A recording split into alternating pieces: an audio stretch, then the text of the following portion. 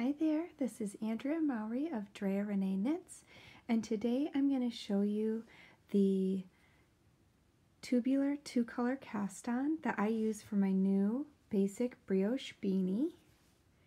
And I love this cast-on because no matter which way you wear your beanie, which is totally reversible, it still looks like the right side out. I'll show you one more example here. So you can see how it creates this really nice border, and it looks great on either side. So to do this cast on, it can be a little tricky, but I think with the help of a video, it should be pretty clear. So you're going to want to start by getting your 2 colors, and we are going to tie the tails into a little knot.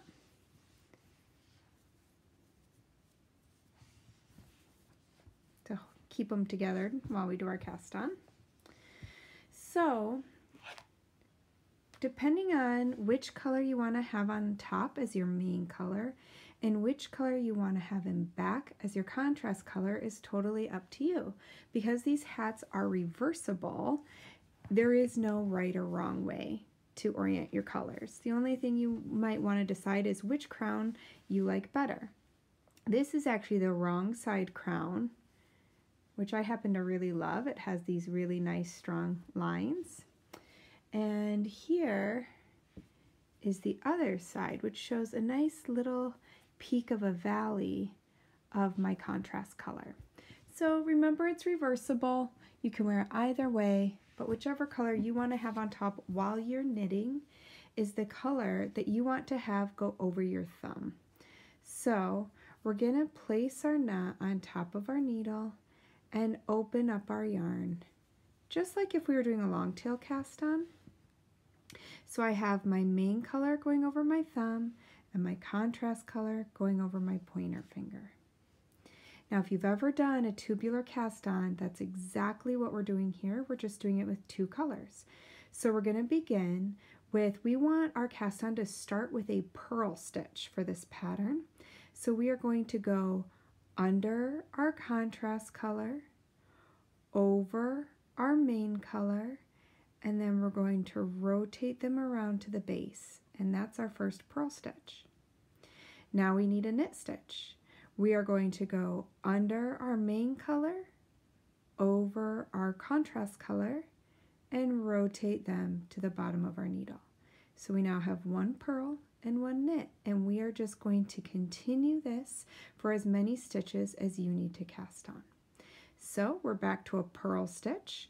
We go under our contrast color, over our main color, and rotate to the base. Get some of those yarns out of the way. And now for our knit stitch.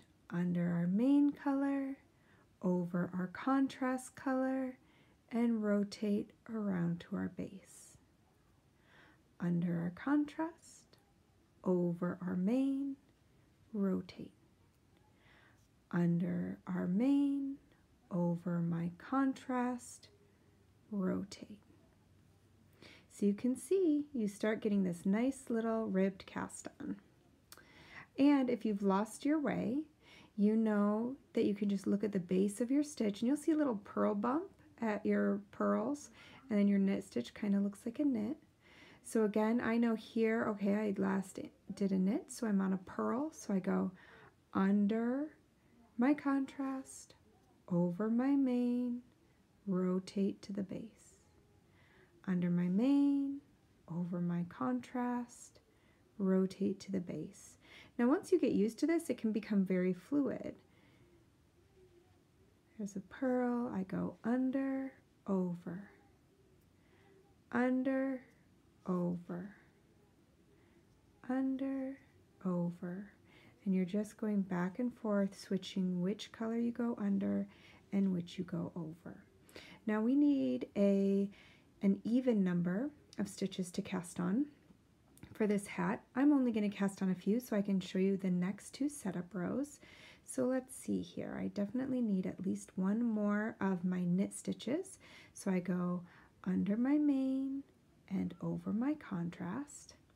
Now with a tubular cast on, even when you're working in the round, you're actually going to start by working 2 rows flat before you join in the round. So for this pattern, our first setup tubular row, we are going to use our main color. So for me, that's my yellow. And what you want to do, you can tell that this is a loose cast on, which makes it really nice for hats because it's really flexible.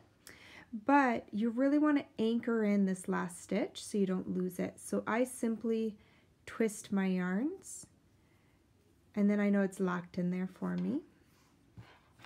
Now, using my main color, I am going to slip my first stitch purlwise, keeping my yarn to the front. So I just slip purlwise, and I have my working yarn in front because I'm going to use my main color. And now the directions are going to tell you to knit the next stitch through the back loop, because the way that this cast on works is our knit stitches will be twisted on this first row. So just knit through the back loop, bring your yarn back to the front, slip your contrast stitch, return your yarn to the back, and knit through the back loop. So the repeat here is slip 1 with yarn in front, and then knit 1 through the back loop. So you just want to make sure you return your work to the back before you knit your stitch. I just did those first few in English. I'm going to go ahead and switch to Continental for any of my knitters out there who hold their yarn in their left hand. So again, I bring my yarn to the front to slip my stitch purlwise, return my yarn to the back so I can knit the following stitch through the back loop.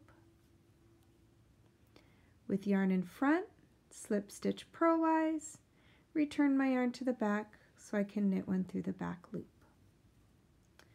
Yarn to the front, slip stitch purlwise, knit the next stitch with yarn in back. All right, we are to our last stitch. This is just my knot, so it's not a stitch.